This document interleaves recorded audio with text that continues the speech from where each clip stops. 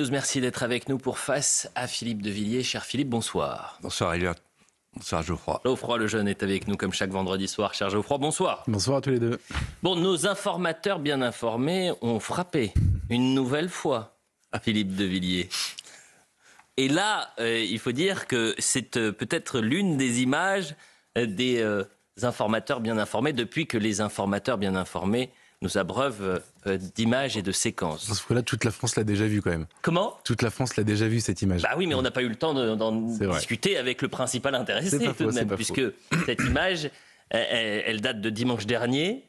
Une image massivement relayée ces derniers jours, fruit de retrouvailles entre Bruno Retailleau et vous. Alors on va la découvrir ensemble. Dimanche dernier, c'était au départ du Vendée Globe, Philippe de Villiers. Alors, sans rentrer dans le secret de vos conversations, racontez-nous, Philippe de Villiers, parce que beaucoup ont été émus de vous voir tous les deux ensemble.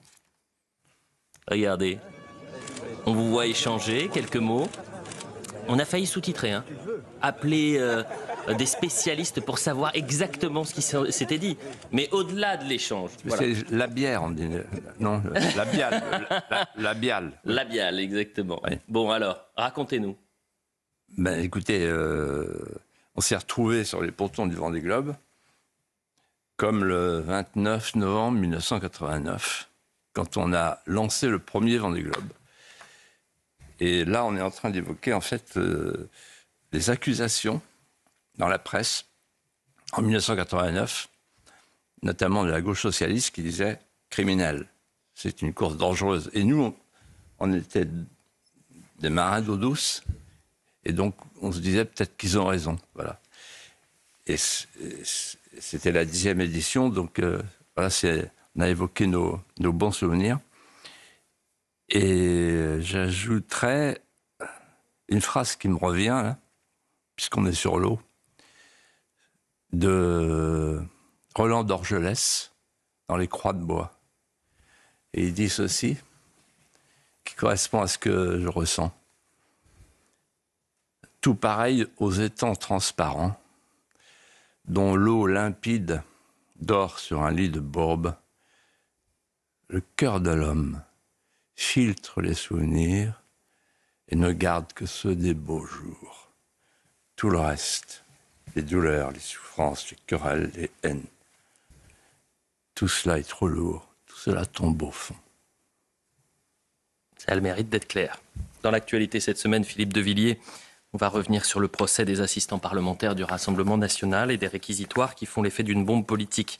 Les procureurs réclament une peine d'inéligibilité pour tous les prévenus. L'accusation demande 5 ans de prison, dont 2 fermes, et 5 ans d'inéligibilité avec exécution provisoire pour Marine Le Pen, ainsi qu'une amende de 300 000 € pour la présidente du groupe à l'Assemblée nationale. Écoutez Marine Le Pen juste après ces réquisitoires. Ça n'est pas une surprise. Je me suis fait mon opinion au bout de quelques jours, il faut bien le dire, d'audience, auxquelles j'ai participé, comme vous l'avez vu, quasiment tous les jours. Bon. Donc, je note que le parquet est extrêmement outrancier dans ses réclamations. Notamment la réclamation de l'exécution provisoire qui frappe de manière, dont il veut frapper l'ensemble de ceux qui sont poursuivis, y compris des assistants qui, par ailleurs, pour certains, n'ont jamais eu aucune responsabilité politique. Bon. Geoffroy Lejeune. Alors on peut dire que c'est du jamais vu et que c'est un séisme. Comment vous avez analysé, vous, les réquisitions de ce procès ? Je pense que dans mon livre, j'ai écrit un chapitre qui s'appelle « La République des juges ». Nous y sommes. La République des juges. Ils ont pris le pouvoir. Comment qualifier ce réquisitoire ? C'est un règlement de compte. Pourquoi ? Pourquoi je parle de la République des juges ? D'abord, parce que la République des juges, c'est quand les juges prennent leur autonomie. Dans le droit français, dans le droit constitutionnel français, il y a 2 pouvoirs, le pouvoir législatif, le pouvoir exécutif, et une autorité judiciaire. Or là, les juges ont violé la séparation des pouvoirs. Alors d'abord, c'est un réquisitoire qui est visiblement, spectaculairement inéquitable. Qu'est-ce que c'est l'inéquité? C'est quand il y a 2 poids, 2 mesures. 2 poids, 2 mesures. François Bayrou, qui était dans la même situation, a été relaxé. Pourquoi? Parce qu'il fait partie du système. Ensuite, 2 poids, 2 mesures. Un OQTF, on n'arrive pas à le mettre en prison. Et là, on s'apprête à prononcer une peine de prison. 5 ans. Donc 2 poids, 2 mesures. Le laxisme d'un côté et le délire de fermeté pour Marine Le Pen. Et ensuite et surtout, c'est la fameuse mesure de l'exécution provisoire. Cette mesure de l'exécution provisoire, qui n'est prévue que pour les cas très rares de récidive, les dangers de récidive et qui touchent à l'ordre public, on applique cette mesure de l'exécution provisoire qui revient à annuler, à anéantir l'appel.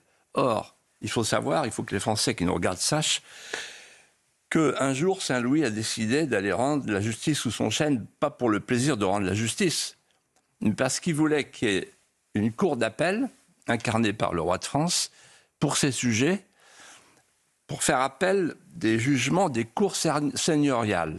Ça s'appelait les plaies de la porte. Et donc là, on a l'anéantissement, pour une femme politique de premier plan, de toute forme d'appel. Ça ne sert plus à rien de faire appel.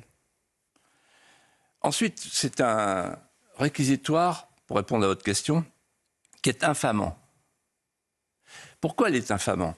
Parce que sur tous les plateaux de télévision, on entend détournement de fonds,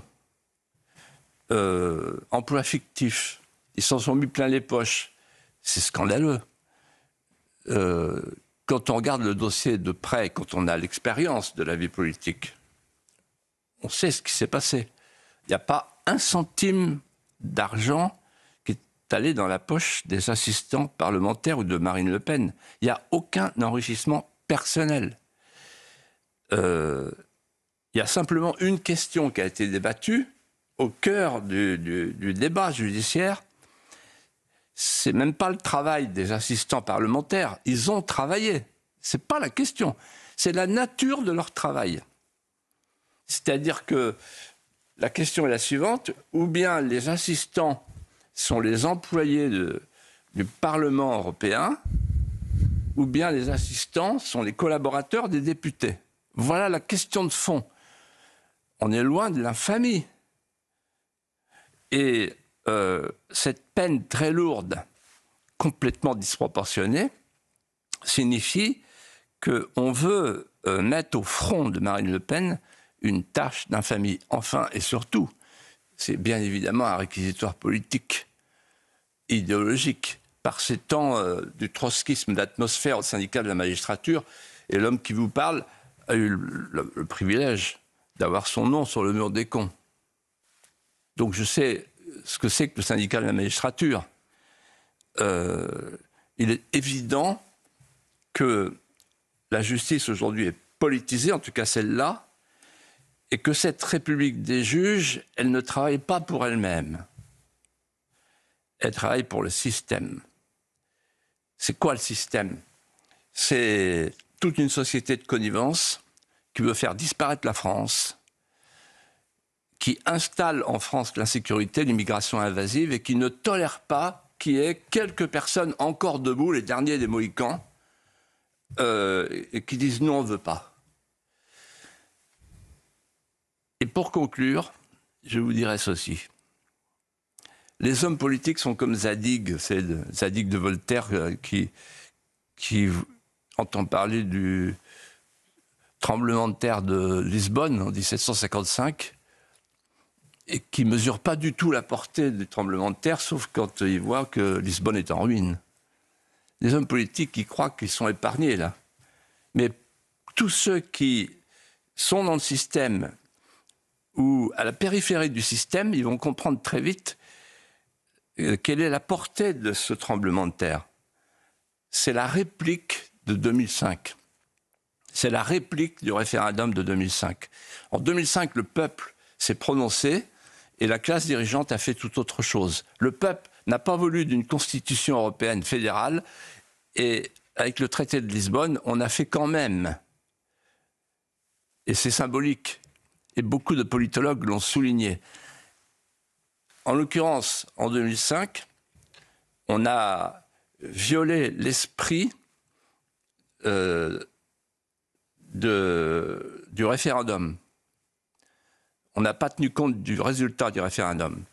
Et là, aujourd'hui, on s'adresse à 11 millions de Français et on leur dit, voilà, on va mettre en prison votre leader au nom de l'état de droit. Non mais, combien de temps encore ils vont nous faire le coup de l'état de droit? Moi, je propose l'exécution provisoire du gouvernement. Dans l'attente de la décision de justice qui sera rendue en février ou en mars prochain. Et c'était votre analyse sur ce réquisitoire, Philippe de Villiers. Autre sujet à présent, on va parler de la crise agricole. Philippe, moins d'un an après une mobilisation historique, le monde agricole entend relancer la machine à contestation. Les aides promises à nos agriculteurs ne sont toujours pas arrivées. Pire encore, la situation se dégrade. Écoutez Michel Barnier cet après-midi. Le projet de loi d'orientation sur la souveraineté a été suspendu. On repart d'une plage blanche. Non, on ne repart pas d'une plage blanche. Heureusement, cette vision, pardon, il y a une politique agricole qui va être remise à plat au niveau européen et nous devons être très vigilants, y compris en nous opposant à des accords commerciaux comme celui du Mercosur. Et puis il y a une loi d'orientation agricole qui était déjà en discussion au Sénat, que nous allons reprendre conformément à nos engagements. C'est une promesse tenue. Toutes les promesses faites aux agriculteurs qui ont manifesté en début d'année seront respectées. Geoffroy Lejeune. Alors Philippe, on en a déjà parlé beaucoup sur ce plateau. Vous en avez parlé d'ailleurs dans votre livre Mémoricide. Vous connaissez bien les agriculteurs, vous connaissez bien ces sujets-là. Vous dites même qu'ils sont le cœur battant du pays, qu'ils sont d'ailleurs victimes d'un mémoricide. Est-ce qu'aujourd'hui vous comprenez leur colère? Vous vous souvenez, un jour, on a dîné ensemble avec Michel Houellebecq au moment où il allait faire paraître Sérotonine. Et il nous avait dit, vous en parlez aussi dans le livre d'ailleurs. Voilà. En fait, on assiste à quoi? Au plus grand plan social agricole jamais imaginé pour liquider toute une profession, pour liquider toute une économie et pour liquider un art de vivre. Et en fait, il parle de promesses, Michel Barnier, les promesses n'ont pas été tenues, j'en citerai trois. Trois promesses qui ont été faites par M. Attal à l'époque. Première promesse, ça concerne l'Ukraine. Les importations ukrainiennes continuent, à ma connaissance. Deuxième promesse, on va arrêter les traités de libre-échange. Parce qu'il n'y a pas que le Mercosur, il y en a d'autres derrière, en préparation. Ça continue. La Commission, elle, n'entend rien de ce que les peuples voudraient faire entendre. Et puis troisièmement, le pacte vert, qui est un plan de décroissance avec 10% de jachère. Ça continue comme avant. L'exception agriculturelle demandée par les paysans français pour une agriculture française, à la française, aucun écho. Et je vous disais récemment, le nom du ministère de l'Agriculture est une imposture.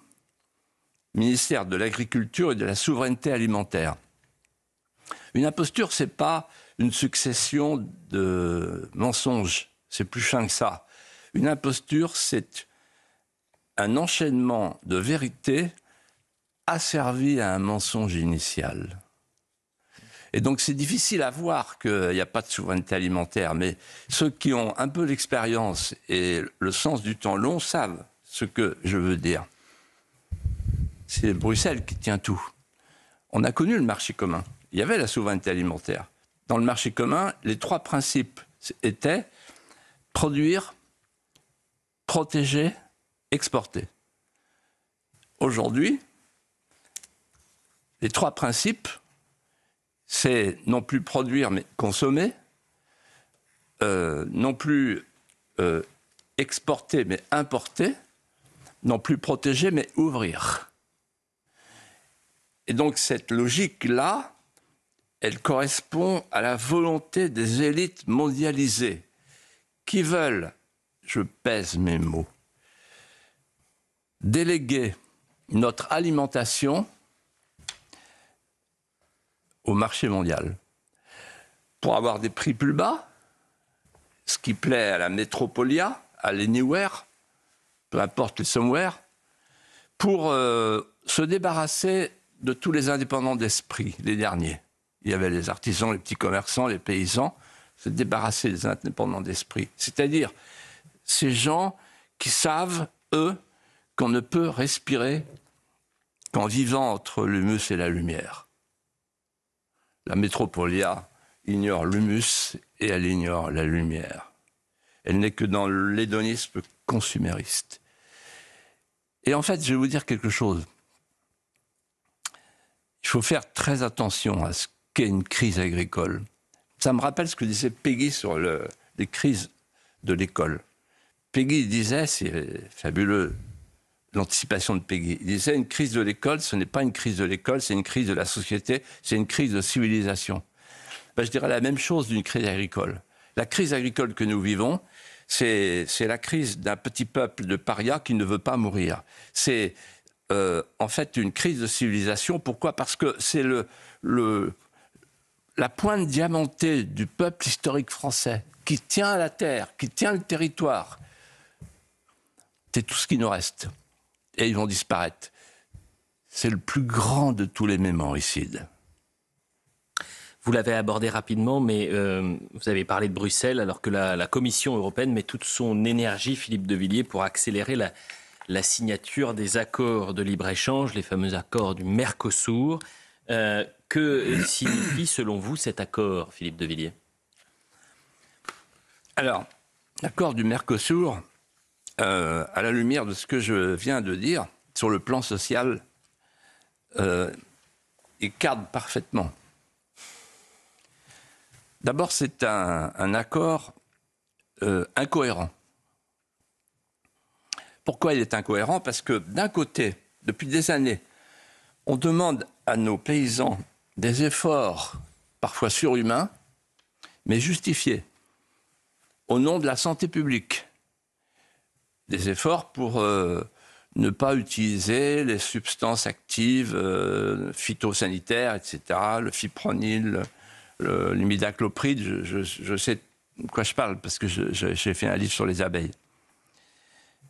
Et les paysans français ont fait des efforts considérables depuis plusieurs années pour avoir des produits propres. Et en même temps, le mot est de circonstance, on va faire rentrer en Europe des produits qui ne respectent pas du tout les mêmes normes. C'est-à-dire la volaille brésilienne, dopée aux antibiotiques et aux activateurs de croissance. Le bœuf argentin aux hormones et le maïs avec toutes sortes de produits qu'on ne peut pas contrôler parce qu'il n'y a pas la traçabilité exigée des paysans français par ailleurs. Donc c'est l'incohérence totale. On fait d'une main ce qu'on défait de l'autre. Mais ça va plus loin, je dirais, c'est un accord qui est complètement déséquilibré. Et ceux qui nous écoutent, qui ne sont pas forcément des paysans, vont comprendre tout de suite, avec une image. Une ferme moyenne en France, d'après ce que j'ai compris, c'est 69 hectares. Une ferme au Mato Grosso, c'est 500 000 hectares parfois. Donc les coûts de production ne sont pas les mêmes, donc les prix ne sont pas les mêmes. La dépense n'est pas du tout la même. Donc la souplesse pour le prix de vente n'est pas du tout la même. Et ensuite, les quantités déversées en France et en Europe sont considérables. Je crois que c'est 99 000 tonnes pour la volaille, non, pour la vente de bœuf et 180 000 tonnes pour la volaille. Donc on va être complètement submergé. Et mais surtout, ce que je voudrais dire, c'est que c'est un accord d'une portée symbolique remarquable. D'une part, parce qu'il montre que, malgré la démarche de ce pauvre monsieur Barnier qui est allé, comme les bourgeois de Calais, les clés à la main, voir les commissaires, pour leur dire une seconde, monsieur le bourreau. Et il s'est fait envoyer balayer. Parce que la commission de Bruxelles, elle fait ce qu'elle veut. Et je vais vous le prouver. Pourquoi je parle de portée symbolique? Parce que, en fait, qu'est-ce qui est en train de trafiquer la commission? Elle décompose, elle fait comme pour le CETA, elle décompose l'accord en deux parties. La partie commerciale qui va être, comment dirais-je, qui va intervenir et s'appliquer sans l'intervention des États, sans la ratification des États. Et ensuite, la deuxième partie sera l'accord cadre qui, lui, sera soumis à la majorité qualifiée. Tiens. À ceux qui nous regardent et qui ne savent pas ce que c'est que la souveraineté, j'offre ce petit apologue. En effet, la souveraineté, ça s'appelle le droit de veto. Le droit de veto, c'est quand M. Macron dit « Ah non, là on ne peut pas. Non possumus. Je suis souverain. » C'est un intérêt vital pour moi. Le droit de veto, intérêt vital. Mais quand vous n'avez plus le droit de veto, que vous êtes obligé de faire la salle pour aller chercher les Autrichiens par-ci, les Luxembourgeois par-là, vous n'êtes plus souverain. Vous n'avez plus la souveraineté alimentaire, CQFD. Et ce n'est pas la peine d'appeler votre ministère le ministère de l'Agriculture et de la Souveraineté Alimentaire. Comme disait Solzhenitsyn, arrêtez de mentir. Pourquoi vous avez souhaité qu'on écoute cette chanson, Philippe de Villiers? Parce que Charles Aznavour était arménien, qu'il a fait une chanson magnifique. Ils sont tombés sur les Arméniens, sur le génocide arménien. Et cette chanson, elle est de circonstance au moment où se déroule la conférence de Bakou, qui est un scandale absolu. Parce que l'Azerbaïdjan, vous l'avez dit, accueille la conférence sur le climat, la fameuse COP29. La ministre de la Transition écologique française, Agnès Pannier-Runacher, a décidé qu'elle ne se rendrait pas sur place. Idem pour le président de la République.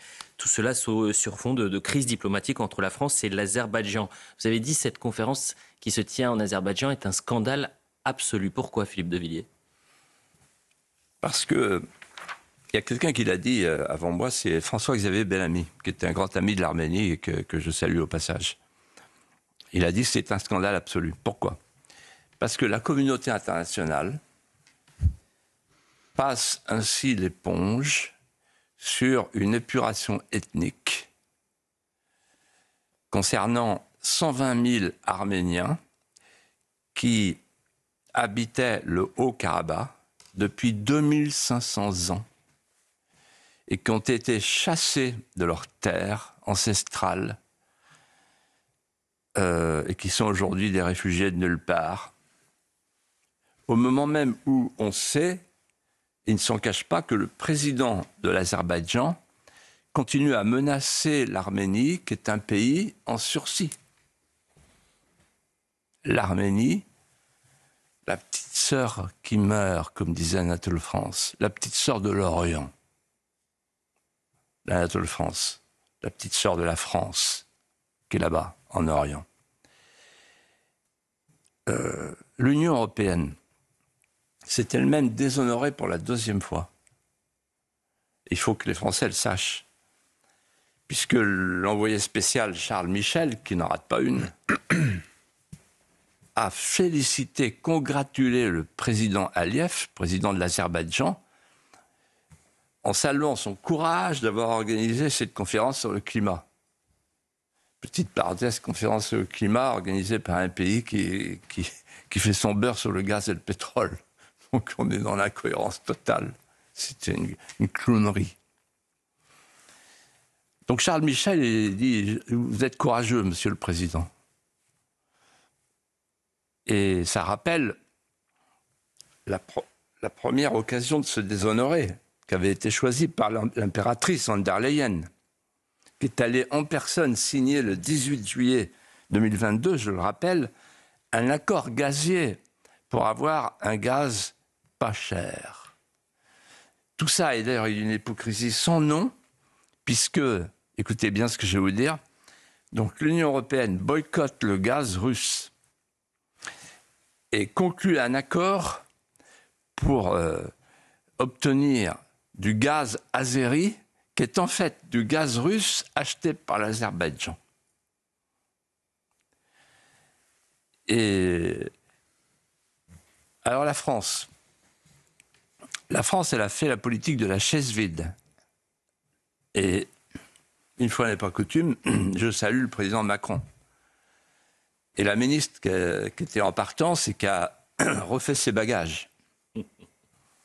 Parce que l'autre, il nous insulte, tout en envoyant des troupes là-bas en Nouvelle-Calédonie et des moyens pour nous déstabiliser sur notre territoire. Mais la France doit faire plus. Parce que la petite sœur de l'Orient, sans la France, elle n'est plus rien. En fait, il n'y a plus personne qui la défend. La France, elle doit exiger de Bruxelles la suspension de l'accord gazier. Elle doit ensuite exiger le rapatriement des 120 000 Arméniens chez eux dans le Haut-Karabakh. Et elle doit veiller à l'intégrité de l'Arménie. Vous sentez bien que il y a de la passion dans ma voix. Et je vais vous dire pourquoi il y a de la passion. D'abord parce que l'Arménie, c'est la première petite chrétienté du monde, 4e siècle. Et qu'ensuite, ils vont mourir si on ne fait rien. Ils ont déjà été génocidés par les Turcs. Tout le monde les abandonne. Et moi, j'aime les Arméniens. D'ailleurs, j'ai été reçu par le président Sarkissian il y a plusieurs années. On avait scellé une relation avec l'Arménie et j'ai planté mon arbre. C'est un rare privilège. L'arbre, il a 16 ans, j'espère qu'il pousse droit. Et planter son arbre en Arménie, ça veut dire laisser une partie de soi-même. Nous sommes frères de souffrance, tous les Vendéens, avec les Arméniens. Il faut être allé, Elliot, je crois, une fois dans sa vie, en face du mont Ararat, là où il y avait l'arche de Noé. Ainsi le dit la légende. Il faut aller à Corvirap, descendre dans la fosse de Grégoire l'Illuminateur, allumer un cierge et penser à l'histoire de toute l'humanité qui a commencé ici, l'humanité chrétienne, pour comprendre que l'Arménie, c'est le prolongement du génie latin en Orient. C'est un vase de cristal serti d'un liseré d'or.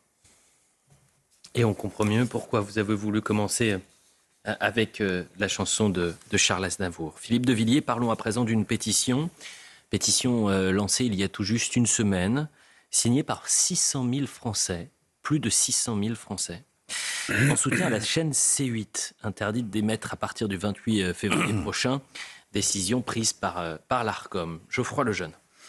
Alors vous avez signé, vous aussi, Philippe, cette pétition. On sait que vous êtes attaché à la liberté d'expression, vous en parlez aussi dans votre livre. Pourquoi est-ce que vous vous êtes manifesté cette fois-ci, vous qui signez pas beaucoup de pétitions? Dans sa première pétition de ma vie. C'est la première pétition que vous signez? Oui. Vous savez pourquoi? Ah bah non, allez-y. Parce que je suis pas un sans-culotte. Enfin, vous êtes très jeune. Hein, non, mais pour moi, pétitionnaire sans culotte, c'est trop facile quand on signe une pétition. Mais là, c'est important. Pourquoi? Parce que si tous les gens qui nous regardent et qui nous écoutent, ces news européens, signent, c'est un signal que nous envoyons au nom de la liberté d'expression. Et si vous me permettez, j'interviendrai à 2 titres sur cette question de C8. Après avoir dit quand même que c'est une chose inouïe de voir une chaîne de télévision qui n'aura plus son autorisation d'émettre. C'est une chose inouïe, inédite. Et je sais de quoi je parle, parce que le premier titre c'est co-rédacteur de la loi du 30 décembre 1986, avec François Léotard et sous la férule de Jacques Chirac et Édouard Balladur. 1986, c'est la privatisation de l'ORTF. Et donc cette loi est capitale, elle est fondatrice. Et je me souviens de la rédaction de l'article 1 et de l'article 13. L'article 1 dit « La liberté de la communication ne souffre pas de limites, sauf les contraintes de la défense nationale. » On n'est pas dans ce cas-là. Et l'article 13 est très explicite. La CNCL, à l'époque c'était la CNCL, la Commission nationale, etc., la communication et des libertés. La CNCL, c'est l'ancêtre de l'ARCOM. La CNCL, l'organisme régulateur, appelons ça comme ça, veille, je cite, à l'expression pluraliste des courants de pensée et d'opinion. On est très très très loin d'une magistrature parallèle qui prend des décisions de fermeture. Dans notre esprit, dans l'esprit du législateur qui a voté cette loi préparée par la rue de Valois, les choses étaient claires. On ne touche à la liberté que d'une main tremblante. Il n'est pas question que l'organisme régulateur soit un organisme de censure. Et donc là, comme ailleurs, quand on laisse faire les juges et leur cousin germain, l'ARCOM, eh ben, on finit par récolter la tempête et une quasi-souveraineté de ceux qui s'intitulent magistrats parallèles. Le deuxième titre va peut-être vous paraître inattendu. Mais voilà, je ne peux pas m'empêcher de dire quelque chose de personnel ce soir. Je veux témoigner qu'il y a dans notre pays, recrue d'épreuves, notre vieux pays, des capitaines d'industrie, des hommes, des esprits supérieurs qui ont l'humeur solaire, la liberté solaire, qui ont l'amour du pays, qui sont dénués de tout sectarisme, qui sont adeptes d'un capitalisme sacrificiel et qui mettent une partie des moyens qui sont les leurs au service de la liberté d'expression. Alors on les conspue, on les traque parfois. Je pense à des gens comme Bernard Arnault et comme Vincent Bolloré. Je connais bien Vincent Bolloré et j'ai écrit un apologue sur lui. C'est pas un hasard. Tout est sauf, après, tout est perdu. La liberté d'expression est en perdition, mais il y a Canal+, C8, CNews, Europe 1, etc. Sans parler de la presse écrite. Qu'est-ce que ça veut dire? Ça veut dire qu'il y a des petits espaces de respiration. Et si on connaît un tel succès, c'est parce que les gens viennent respirer avec nous. À l'altitude mentale où l'âme respire amplement. Vincent Bolloré n'est pas du tout l'homme qu'on croit. Moi, je le connais bien et j'en peux plus d'entendre que c'est une espèce de monstre fantomatique, capitaliste prédateur, etc. Non, c'est un homme, il se réveille avec la France, il s'endort avec la France, il se réveille avec la France souffrante, il s'endort avec la France souffrante. C'est rarissime de voir des gens qui sont des créateurs de valeur ajoutée et qui sont d'abord en même temps des créateurs de valeur. C'est un roc de l'armorique battu par les vents de Galerne et qui est en même temps, comme il le dit lui-même, quelqu'un qui a l'art de semer ses poursuivants par le déhanché du lapin breton, qui n'a d'égal et de rival que le déhanché du lapin Puy-Follet. Et pourquoi il fait tout ça? Et pourquoi il y a C8? Et pourquoi il y a CNews? Et pourquoi il y a tout ce qui nous réunit? Parce que c'est une belle maison, c'est une grande maison. Moi, je suis fier d'être avec vous. Et puis, on s'entend bien. C'est une grande famille, voilà, avec des tempéraments très différents, des talents très différents. Mais qu'est-ce qui nous réunit? C'est que les héros modernes, les héros de notre temps, ce sont les derniers chevaliers de la liberté. Et les derniers chevaliers de la liberté, ce sont ceux qui, aujourd'hui, érigent et protègent des hauts lieux de la parole alternative. Le déhanché du lapin breton. C'est l'un des chapitres de Mémoricide, oui, si je ne m'abuse. C'est un des chapitres, oui.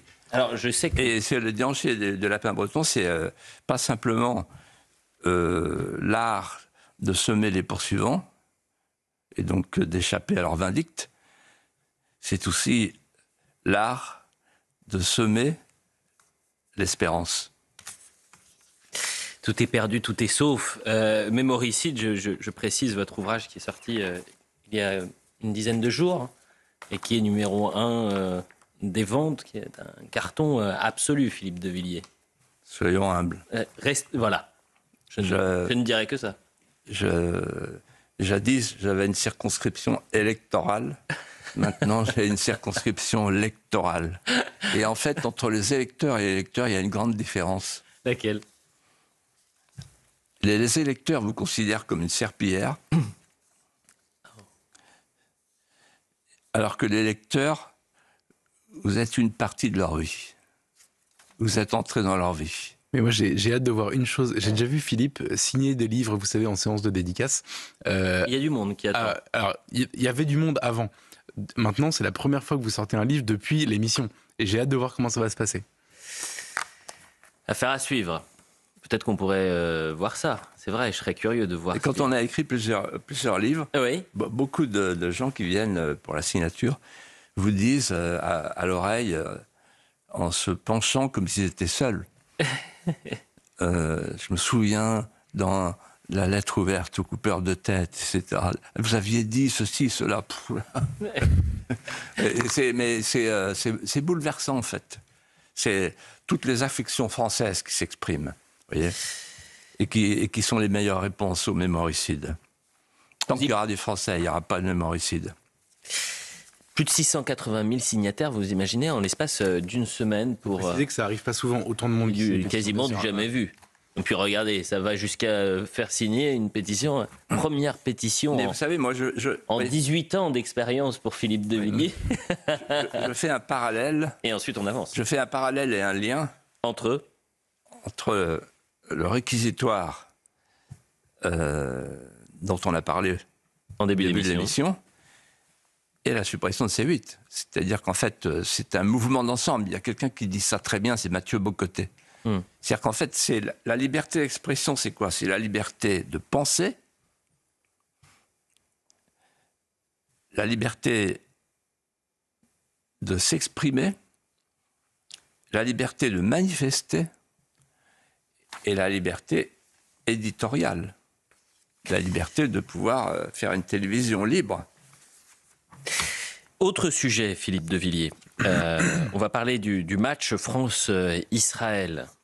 On parlera rapidement, qui s'est tenu jeudi soir au Stade de France, une semaine après les scènes d'une violence inouïe à Amsterdam, une enceinte à Saint-Denis vide ou presque, 16 000 spectateurs jeudi soir, un dispositif de sécurité inédit. La France n'a pas fait le choix de la Belgique, c'est-à-dire de délocaliser la rencontre, refusant d'accueillir l'équipe d'Israël. Mais pour autant, que signifient selon vous les énormes précautions prises par les autorités françaises, Philippe de Villiers? Je vais tout de suite dire ce qui m'a frappé en regardant la télévision. C'est le rapprochement de deux images. Le Bataclan, il y a 9 ans, c'est l'anniversaire. Et le Stade de France, aujourd'hui. Et je me disais, Voilà, rien n'a changé en fait. Ils n'ont rien compris. Tout le monde se tait, tout le monde tourne autour, mais personne ne veut rien dire. Or, il y a un lien entre les deux. Il ne s'est rien passé. On a fait des marches blanches, on a mis des cierges, mais surtout on ne dit rien. Et donc cette phrase de Camus est tellement connue que j'ai scrupule à la citer, mais quand même, elle dit tout. Ne pas nommer les choses, c'est ajouter au malheur du monde. Alors, question. Comment doit-on nommer les agresseurs ? Selon LFI, on dit des justiciers qui répondent à des provocateurs. Pour Amsterdam, vous voulez ? C'est ce qu'on a dit. C'est ce qu'ils ont dit. Ensuite, des hooligans, comme on dit en Angleterre. Ensuite, des jeunes venus des quartiers populaires, comme on dit à Sciences Po. Des spectateurs anglais, comme disait Darmanin. C'est-à-dire qu'en fait, on tourne autour, alors qu'en fait, il faudrait les appeler, comme on doit les appeler, des criminels racistes, antisémites. C'est aussi simple que ça. Ensuite, le Stade de France. Quand je regardais le Stade de France, avec le double cordon, je pensais à une douve, en fait. Et je me disais, le Stade de France, comment le nommer, là ? C'est une citadelle assiégée à la mérovingienne. Et donc, on ne peut pas ne pas penser aux mots de l'ancien ministre de l'Intérieur, Gérard Collomb, qui disait on va passer bientôt, on y est, du côte à côte au face à face. Parce que pour tenir un match, alors on avait un match, c'était lunaire le match, entre les mercenaires et les joueurs d'Israël. Bon, beaucoup de gens ont coupé d'ailleurs. Bon. Et le Stade de France est-il encore en France ? La Seine-Saint-Denis est-elle encore en France ? La France est-elle encore en France ? Voilà les questions qu'on peut se poser. Et puis, il y a une autre question. J'ai lu des papiers sur l'antisémitisme. Et on dit qu'il y a plusieurs variétés d'antisémitisme. Ah bon ? Ah oui. Il y a plusieurs variétés d'antisémitisme à gauche, oui. C'est-à-dire que le nouvel antisémitisme, il faut le qualifier. Comme l'ont fait Taguieff, Bensoussan, c'est-à-dire en fait c'est l'immigration invasive, c'est les nouveaux quartiers souverains et c'est la contre-société islamique. Et j'arrive à la question essentielle. Vous étiez... non, vous n'étiez pas au stade ? Jeudi soir ? Oui. Bien sûr que si. Bon. Alors, vous avez vu les personnalités ? Ah, j'étais loin de la tribune présidentielle. C'était impressionnant. Ils étaient tous là. Un homme du peuple, Philippe de Villiers. Oui, ils étaient tous là. Du peuple. Ils étaient tous là. Oui. Bon. Et moi, je me suis dit la chose suivante. Ces gens-là, ces personnalités, il n'y a pas longtemps, au mois de juin, ils échangeaient le poivre et le sel avec LFI. Ils se sont alliés pour gagner les élections, pour faire barrage. Ils ont fait le Front républicain. Et voilà qu'en fait, ils ont accompagné dans les urnes ce qu'ils dénoncent aujourd'hui dans un stade. Alors, il y a une expression à la buvette où vous êtes allé, que vous n'utiliserez pas, mais moi, que j'ai entendu de loin. Allez-y. Faux cul. Une buvette toujours avec modération. Philippe de Villiers, cette semaine, on a commémoré évidemment le 11 novembre. Dans un contexte où, on l'a découvert ces dernières heures, les noms des soldats morts pour la France ont été saccagés, nous apprend le Figaro, sur le monument aux morts de Gradignan il y a un mois. Vous avez le tweet également de Marion Maréchal, profondément attristée par la dégradation du monument aux morts de Gradignan. Qui peut oser faire une chose pareille, se questionne-t-elle ? Dans un contexte également où, selon certains sondages, un Français sur deux ignore que c'est la commémoration, ce qu'est la commémoration de l'armistice du 11 novembre 1918. Et je me suis dit que j'allais vous poser cette question, Philippe de Villiers. Après tout, à quoi sert-il de se souvenir ? Ah. À quoi sert-il de se souvenir ?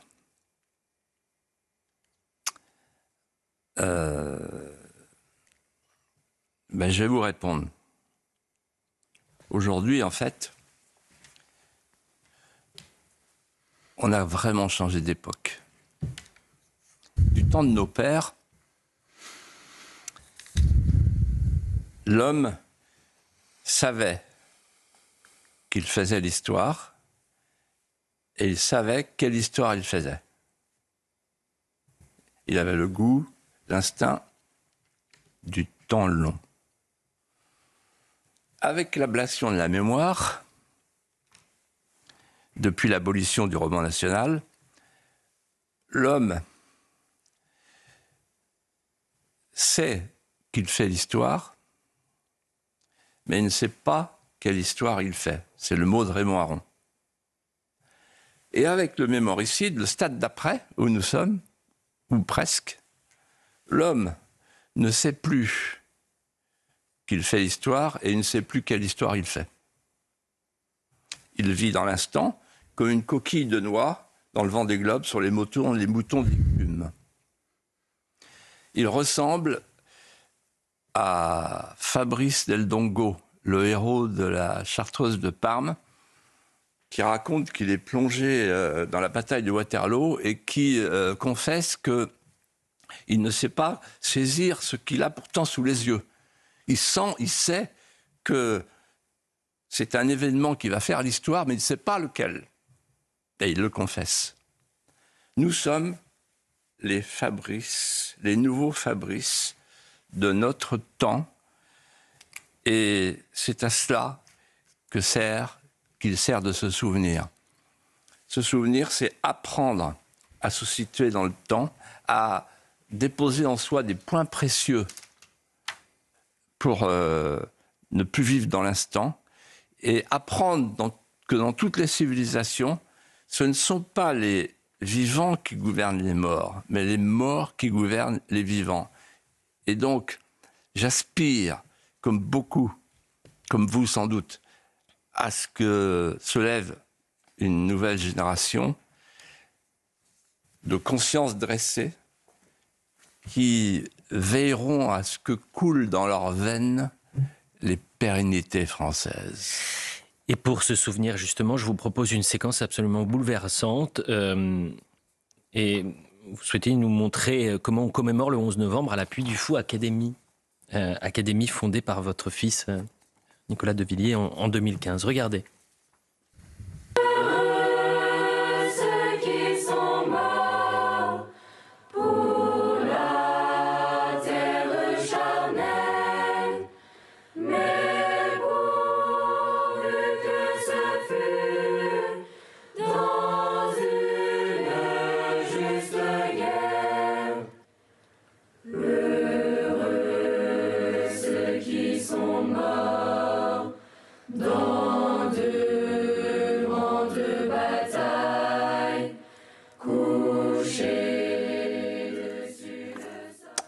Geoffroy Lejeune. Philippe, vous terminez toutes ces émissions par ce que vous appelez l'apologue. Aujourd'hui, vous l'avez tiré d'une histoire authentique qui s'est déroulée le 11 novembre 1918. On vous écoute. Ben, en fait, je vais vous emmener avec moi, si vous voulez bien, un instant. Le 1er août 1914, c'est l'inauguration d'une ligne de chemin de fer dans le bocage vendéen. Elle est magnifique, elle est toute neuve. Il y a des viaducs splendides. Mais en fait, ce dont je vais vous parler, c'est le lendemain. Parce que le lendemain, la gare est pleine. La gare regorge de monde. Et notamment des jeunes enthousiastes, des mobilisés, en Garance, la classe 14, avec le drapeau quand la France voudra. Le train siffle et fume. C'est le signal du grand départ qui est imminent. Il y a de l'émotion, mais c'est festif et joyeux. On sera bientôt de retour. Sur le quai, les familles font un geste de la main, un geste discret, affectueux. À très vite. On vous attend pour les vendanges. Et accoudé aux fenêtres du train à vapeur, des alignements de conscrits du pays alentour, des vareuses bleu horizon qui portent la marguerite à la bouche et la fleur au fusil. Et dans les escarbilles de la locomotive, on entend siffloter les airs de Apollinaire. Ah, que la guerre est jolie. Elle sera courte. C'est une promesse, un pronostic. Juste le temps d'aller moissonner les boches. Le train s'ébranle. Les derniers baisers. À très vite. Destination Verdun. Sur le quai demeure une jeune femme, Louise. Son mari lui a fait ses adieux, ainsi qu'à son fils, qui s'appelle Jacques. Il s'appelle Jacques Maupilier, le soldat. Louise, c'est son épouse, et le petit Jacques, qui porte le même prénom que lui. C'est son fils, il a 10 ans. Sa femme court après lui, avant qu'il ne monte dans le train. « Tu nous écriras, hein? Tu nous écriras. Tu me promets? » ?»« Oui, je t'écrirai. Bien sûr. » Et le petit garçon va enchérir. « Papa, n'oublie pas ton béret. N'oublie pas ton béret. » Le béret, c'est le béret de conscrit. Conscrit de Chambretot. Il visse son béret pour ne pas le perdre et pour exécuter la demande de son fils. Et puis il s'éloigne. Bientôt, le panache de fumée s'évapore sur le viaduc de Barbin. C'est fini. Il faut attendre. Il faut attendre le retour, attendre les lettres, attendre les nouvelles. Et bientôt, c'est le silence. Et le 11 novembre 1918, les cloches sonnent. Devant le monument aux morts, Louise, qui pleure, prend son petit gars dans ses bras, le serre, et lui murmure à l'oreille de sa mère, « Papa, il est où? Il va revenir? Bien sûr qu'il va revenir. » Elle sait, elle a compris. Lui, pas encore. Et un an après, très exactement un an après, le 11 novembre 1919, devant le même monument aux morts, les gendarmes remettent sur un coussin rouge le dernier vestige retrouvé de son mari, un béret, le béret défraîchi de conscrits, récupéré dans la tranchée des baïonnettes. Alors, Louise serre le béret contre son cœur, puis elle le donne à son fils, Jacques. Et là, la musique entonne la fanfare de Robert Bruce. Et qu'est-ce qui se passe? Surprise. Le petit garçon, le petit Jacques, il prend le béret, il l'embrasse et il le coiffe. Et là, il fait le salut militaire. Il a 10 ans. Il fait le salut militaire qu'il n'a jamais appris. Le salut devant le monument aux morts où manque le nom de son père, pas encore inscrit. Il fait le salut militaire, comme pour dire à son père, « Papa, tiens bon. L'arrière tient bon. Tout est perdu. Tout est sauf. » Un grand merci Philippe de Villiers. Tout est perdu, tout est sauf.